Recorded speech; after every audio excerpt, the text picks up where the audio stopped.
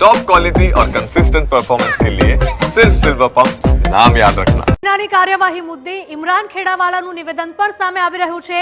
પહેલગામમાં જે થયું તે બાદની કાર્યવાહી પ્રશંસનીય હોવાનું તેમણે કહ્યું છે।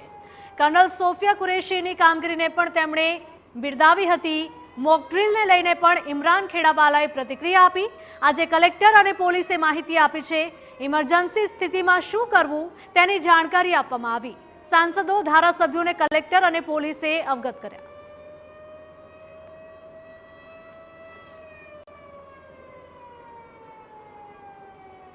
પહેલગામ હુમલાના બદલામાં ભારત દ્વારા જે સૈન્ય કાર્યવાહી કરવામાં આવી છે તેને ઠેર ઠેર નાગરિકો છે તે આવકારી રહ્યા છે અને હજુ પણ કડક પગલાંની વાત કરી રહ્યા છે। ત્યારે ધારાસભ્ય ઇમરાન ખેડાવાલા આપણી સાથે હાજર છે, સીધા તેમની સાથે વાત કરીશું।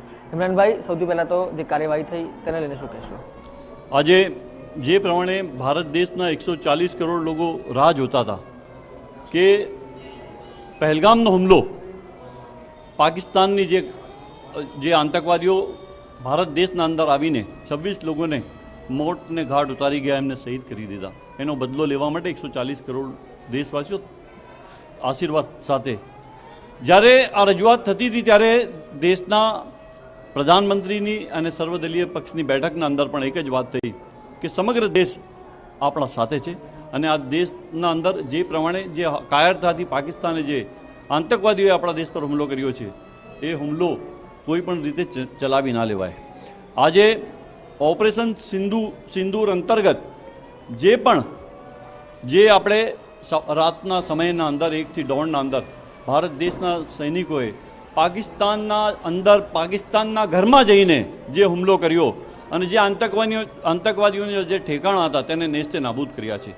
ખાસ કરીને આજે જે આ સમગ્ર ઓપરેશન પાર પાડ્યું તેમાં ગુજરાતના અંદર સૌથી મોટી ગુજરાતને ગર્વ લેવાની વાત એના માટે એ છે કે સોફિયા કુરેશી જે વડોદરાની દીકરી છે અને જે લેફ્ટનન્ટ કર્નલ છે અને તેણે તેની ટીમ સાથે જઈને પાકિસ્તાનના અંદર જે હુમલો કર્યો છે એ આજે ગુજરાતનું તો ગર્વ છે જ પણ દેશનું પણ ગર્વ છે।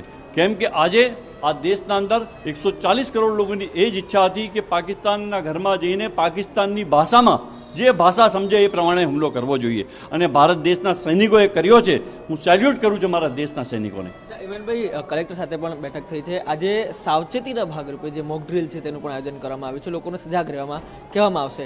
કઈ રીતે આને જોઈ રહ્યા છો અને આપના તરફથી આમાં કઈ રીતે સહયોગ કરવામાં આવશે? ચોક્કસ આજે કલેક્ટર શ્રીની મિટિંગના અંદર તમામ એમપીઝ એમએલએને બોલાવવામાં આવ્યા હતા, તમામ અધિકારીઓ અહીંયા હાજર હતા અને તેમના તરફથી આ મોક ડ્રીલ થવાની છે તેના માટેની જે કઈ પ્રકારની મોક ડ્રીલ થવાની છે તેની માહિતી આપવામાં આવી।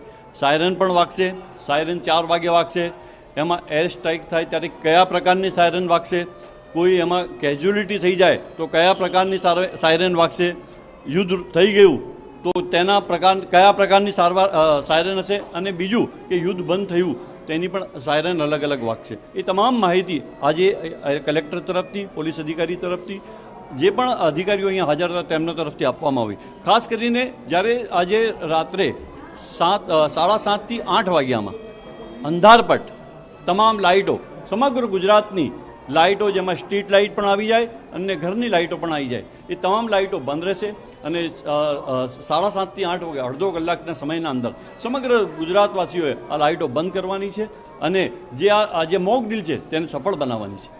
ધન્યવાદ। તો હતા ઇમરાન ખેડાવાલા ધારાસભ્ય, જેઓ કહી રહ્યા છે કે જે સૈન્ય દ્વારા કામ કરવામાં આવ્યું છે તે પ્રશંસનીય છે અને જે દીકરીએ સેનામાં રહીને આ કામ કર્યું છે તે પણ આવકારદાયક છે, ગર્વની વાત છે। કેમેરા પર્સન અરવિંદ સાથે રોનક વર્મા, TV9 અમદાવાદ।